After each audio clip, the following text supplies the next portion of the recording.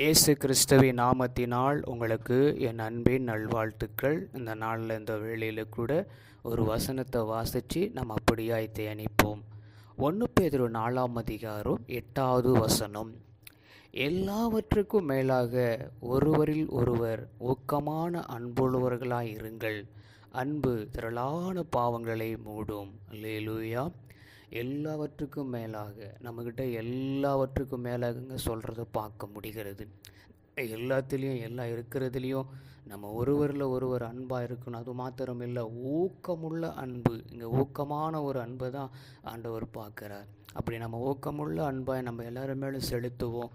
பெரிய அன்பை நம்ம அடைந்து கொள்வதனாலும் மாத்திரம் இல்லை, அன்பு திரளான பாவங்களை மூடும். பாவம் என்பது நமக்கு தெரியும். அந்த பாவத்தை அன்பின் திரளான பாவங்களாய் மூட கர்த்தரிடத்தில் நாம் அப்படியாக இருப்போம்.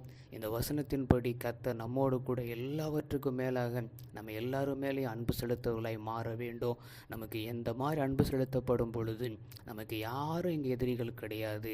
ஒருவனை தவிர மற்றவர்கள் எல்லாரும் எல்லாரும் மேலே நம்ம அன்பு செலுத்துவர்களாய் மாறப்பட வேண்டும்.